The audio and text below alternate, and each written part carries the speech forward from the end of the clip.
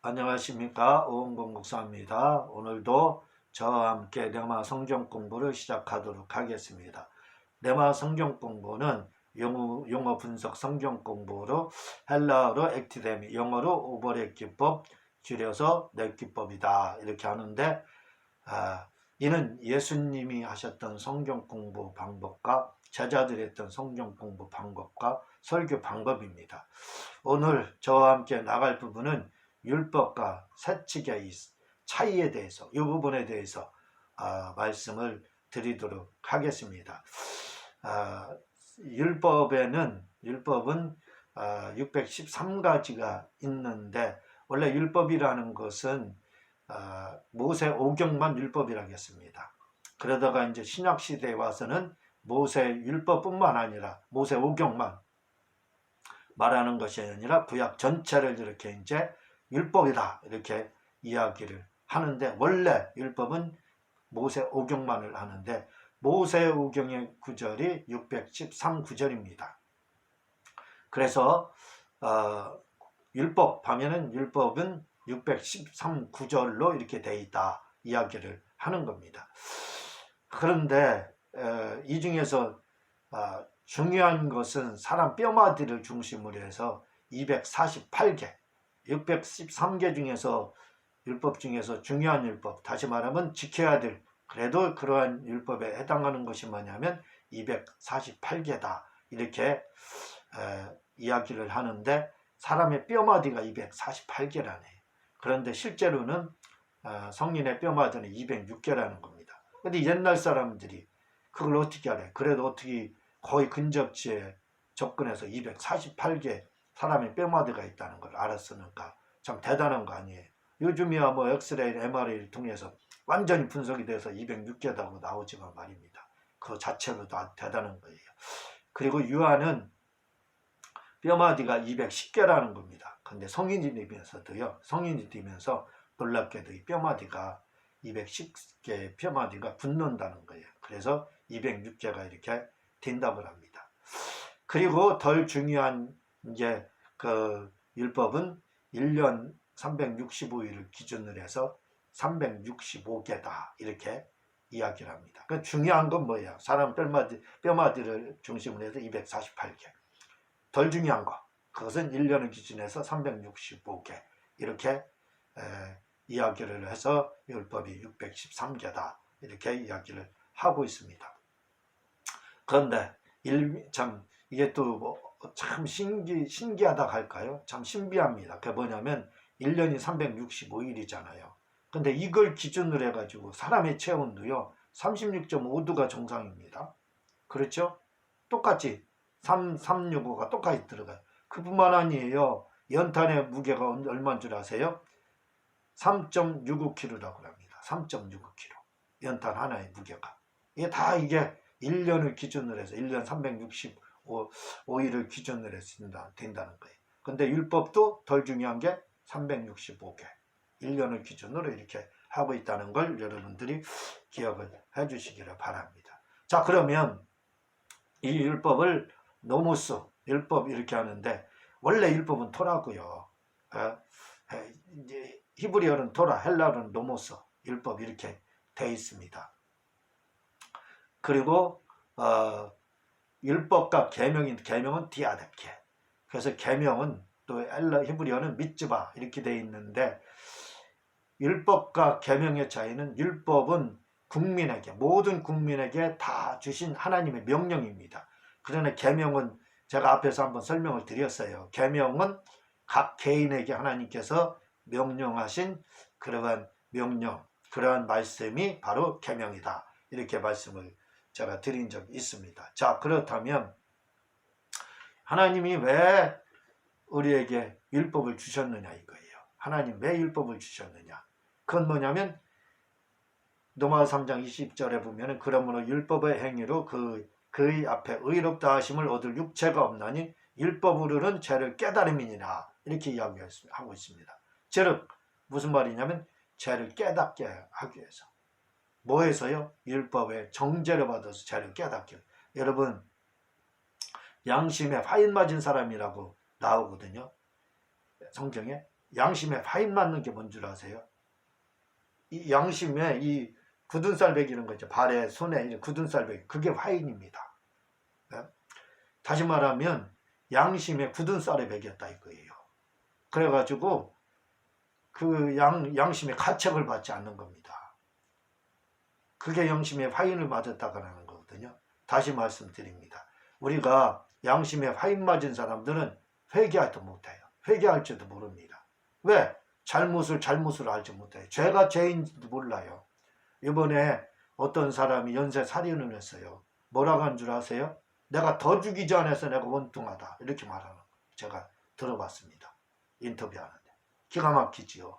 근데 그런 사람이 양심의 화인을 맞은 겁니다. 그럼 왜 그런 사람들이 양심의 화인을 맞았느냐? 그건 간단합니다. 왜 그들이 회개를 못하느냐?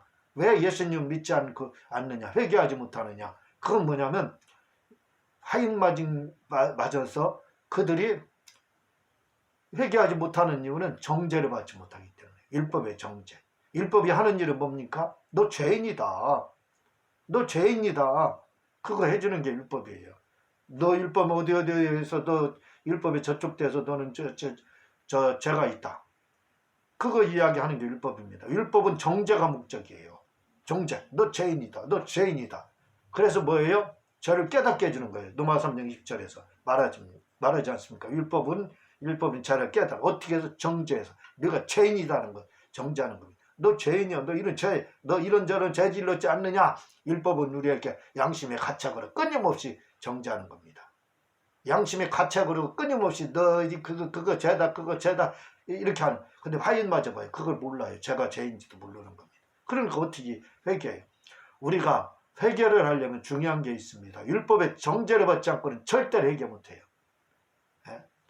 율법의 정죄를 받아야 반드시 회개합니다. 그래서 우리가 예수님 믿는 이유가 뭔 줄 아세요? 율법의 정죄를 받았기 때문에, 내가 죄인인 거 알기 때문에 예수님을 믿는 거예요. 율법의 정죄를 받아야 됩니다. 율법의 정죄 없이는 절대로 하나님 앞에 돌아오지 못해요. 그래서 내 쭉 믿어라, 그런 분들 많은 겁니다. 율법의 역할은 너 죄인이라는 거 가르쳐주는 겁니다. 그래서 어떻게 돼? 아, 내가 죄인이구나. 나에게 예수님 필요하구나. 내가 회개해야 되겠구나. 율법의 정죄를 받는 사람만 바로 회개하게 되어 있습니다. 그래서 죄를 깨닫게 되어 있어요. 그러나 양심에 화인 맞은 사람은 그걸 절대로 하지 못한다는 겁니다. 둘째로 율법을 주신 이유는 간단합니다. 소크라테스가 뭐라고 했냐면 너 자신을 알라, 이렇게 말했어요. 그게 로마서 3장 20절입니다. 율법으로는 죄를 깨닫게 합니다. 그게 뭐냐면 네가 율법을 통해서 정죄를 받아서 뭐예요? 네가 죄인인 거, 너 자신을 알라, 이겁니다. 너 자신을 알라. 그게 율법이에요. 너 자신을 알라. 네가 뭐라고? 죄인인 것을 알라, 이 말입니다. 율법은 정죄해서 죄를 깨닫게 했죠. 그거 바로 그거예요. 네가 뭐라고요? 너 자신을 알라. 율법은 그겁니다. 너 자신을 알라, 그거예요. 뭐라고요? 네가 죄인이라는 거. 그래서 율법의 기능이 뭐냐면 소크라테스가 잘 말해줬어요. 율법의 기능을. 그게 뭐냐면 너 자신을 알라, 그겁니다. 너 자신을 알라. 그게 뭐예요? 네가 죄인임을 알라, 이 말이에요. 네가 죄인임을 알라. 그게 바로 율법을 하나님이 우리에게 주신 이유입니다. 율법으로는 죄를 깨닫게 합니다. 그 깨달음이 뭐예요? 네가 죄인임을 아는 거. 그게 바로 그래서 하나님 우리에게 율법을 주셨다는 겁니다. 세 번째로 율법을 주신 이유는 몽학선생으로 주셨다 이거죠. 몽학선생 가정교사인데 뭐라고 돼 있느냐면 이같이 율법이 우리를 그리스도에게로 인도하는 몽학선생이 되어 갈라디아 3장 24절 그렇게 말을 하고 있습니다. 가정교사라는 말이에요. 다시 말하면 몽학선생의 역할, 우리를 예수님에게로 인도하는 그 중매자의 역할을 말을 하는 거예요. 그 율법의 역할이 바로 그겁니다. 뭐냐? 율법을 통해서 예수님 정죄함으로 뭐예요? 예수님께로 가게 만들잖아요.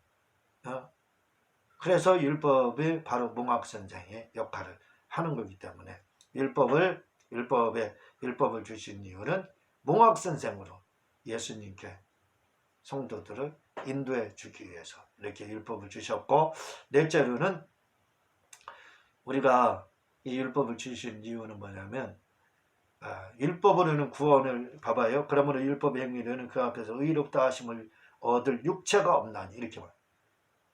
율법으로 의롭다 하심을 받을 육체가 없다 이 말입니다. 그게 뭐냐면 율법을 다 지킬 수 있는 사람이 없어요. 율법을요, 하나님이 주신 이유는 율법 너 다 지켜야 된다.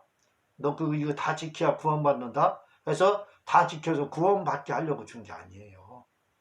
우리는 그걸 다 지켜서 구원받게 하려고 613가지 그래 줬다 이렇게 생각하거든요. 아닙니다. 천만의 말씀.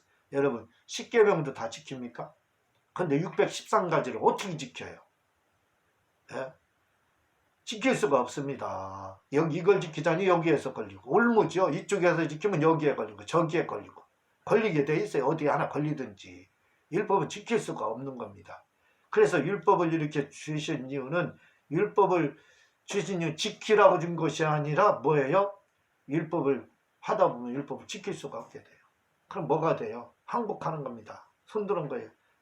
나 율법으로 저 구원받을 수 없습니다. 율법으로 저는 어떻게 할 수가 없습니다. 율법은 바로 율법을 통해서 뭐 하려고요? 항복을 받아내기 위해서. 나는 죄인입니다. 나 율법 지킬 수 없습니다. 그래서 나는 예수님이 필요합니다. 그거 예수님 필요하다는 거, 그거 받아내기 위해서 율법을 주신 거예요. 율법 지켜서 그거 다 지켜서 구원받으라고 준 게 아닙니다. 지킬 수가 없어요. 10계명도 지키는데 어떻게 지킵니까? 여러분 사랑의 계명 줬는데, 하나님 사랑 이웃 사랑하라고 계명 주님이 주셨는데 그거 지킵니까? 아니 그 두 가지도 못 지키면서 결국 한 가지지요. 사랑. 공통분과 사랑이기 때문에 한 가지입니다. 그 사랑 하나도 못 지키는데 10가지 아니 613가지를 어떻게 지킵니까?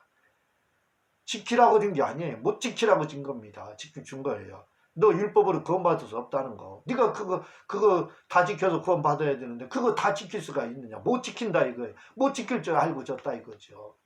왜? 율법을 통해서 항복받아나는 겁니다. 율법으로 저는 구원받을 수가 없습니다. 그러므로 저에게는 예수님이 필요합니다. 하나님 저를 도와주세요. 저는 율법으로 구원받을 수가 없습니다. 저에게 예수님이 필요합니다. 저는 죄인입니다. 이 말. 이 항복을 받아내려고 율법을 하나님이 주신 겁니다. 하나님이 또한 율법을 주신 이유는 다섯 번째는 뭐냐? 율법을 다섯 번째 이유는 이 율법이 뭘로다요? 예수님으로 승화된 겁니다. 율법의 1.1도 변하지 않는다. 변하지 않았죠. 근데 바울은 율법 폐해졌다고 말하거든요. 폐해진 게 아닙니다. 뭐예요? 예수님으로 다 승화된 거예요. 제사제도 예수님으로 승화되고, 피 흘리는 거 유월절제도 예수님으로 승화된 거고. 그렇잖아요. 모든 게 이렇게 생각하세요. 서울에는 청계천도 있고 또 여러 천이 있지 않습니까? 진짜 갑자기 기억이 안 나는데 이쪽 천도 있고 많은 천들이 있어요. 근데 그 천들이 다 어디로 가는지 아세요? 한강으로 갑니다. 한강으로 모아져요. 그리고 그리고 우리나라는 4대 강도 있고 많은 강들이 있어요. 그 강들이 다 어디로 모아져요? 바다로 모아집니다. 네? 냇물이 강물로 천으로 모아지고 천이 강물로 모아지고 강물들이 바다로 모아집니다. 그게 뭐예요? 그렇다면 냇물이 천으로 갔고 천물이 강물이 됐는데, 강물이 바닷물이 됐는데, 그러면 천물이 시냇물이 없어지고 그리고 강물이 없어지고 천물이 없어졌나요? 아니잖아요. 없어지고 바닷물이 다 바닷물인가요? 그게 아닙니다. 바닷물로 승화된 거예요. 바닷물로. 바닷물로. 율법은 예수님으로 승화된 겁니다. 율법은 예수님으로 승화된 거예요. 모든 것이 없어진 게 아니에요. 피 흘리는 제사 없어진 게 아니에요. 예수님으로 승화된, 6월절 예수님 어린 양으로 예수님으로 승화돼서 드릴 필요가 없어진 겁니다. 바다로 승화된 거예요. 없어진 게 아니에요. 승화됐다는 거 여러분 기억을 해주시기를 바랍니다. 자, 율법과 세칙의 관계를 제가 말씀드린 적이 있는데, 세칙이 뭐냐면 에도스, 규례라고도 하고 이전이라고도 하거든요. 에도스, 율법, 습관이거든, 윤리 이렇게 말합니다. 그게 하나의 세칙이다 이거죠. 이런 것들이 세칙입니다. 율법을 잘 지키기 위해서 나온 것이 율법의 세칙, 규례들이라 이거죠. 윤리라 이겁니다. 그런데 문제는 이 율법의 세칙 때문에, 세칙을 지키기 위해서, 예를 들어 세칙이라는 게 뭐냐면 세수할 때 3번 이상 하면 안 된다. 주일날은 5리 이상을 걸어가면 안 된다. 그런 것들이 세칙입니다. 이런 계단을 올라 주일날은 엘리베이터 버튼을 누르면 안 된다. 이런 게 세칙이거든요. 중요한 게 있습니다. 이 세칙들이 율법을 구속합니다. 다시 말씀드립니다. 이 말을 다시 말하면 지금에 와서는요, 율법의 세칙, 율법보다 중시되어 있어요. 그래서 결국 이런 말입니다. 불러온들이 박힌들을 빼버렸어요. 불러온들이 뭡니까? 율법을 잘 지키기 위해서 나온 세칙, 이 세칙들이 결국은 율법이라는 박힌들을 빼버렸어요. 율법을 빼버리고 불러온들이 주인 행사하는 겁니다. 주객이 도치가 됐어요. 주객이 바뀌었습니다. 아니, 객이 주인이 됐다니까요. 불러온들이 박힌들을 빼버렸어요. 주인을 내쫓고 자기가 주인이라고 하는 거예요. 그게 율법과 세칙입니다. 율법에 없는 것들 세칙에서 엄청나게 문제를 삼잖아요. 안식일 날 주님의 제자들한테 못할 일을 했습니다. 비벼서 먹는 이런 거. 아니, 율법에 비벼서 먹으면 죄다, 그런 말이 없어요. 그게 세칙입니다. 불러온들이 박힌들을 빼버렸다 이거죠. 그렇게 율법, 세칙이 이렇게 문제가 많다는 거. 오늘 여러분들에게 율법과 세칙에 대한 관계, 그리고 율법에 대해서, 율법을 왜 주셨는지 이 부분에 대해서 이렇게 설명을 간단하게 드렸습니다. 자세한 내용은요, 저희 책 성경본을 안경, 1,6권 이렇게 참고해 주시기 바랍니다. 아주 자세히 잘 나와요.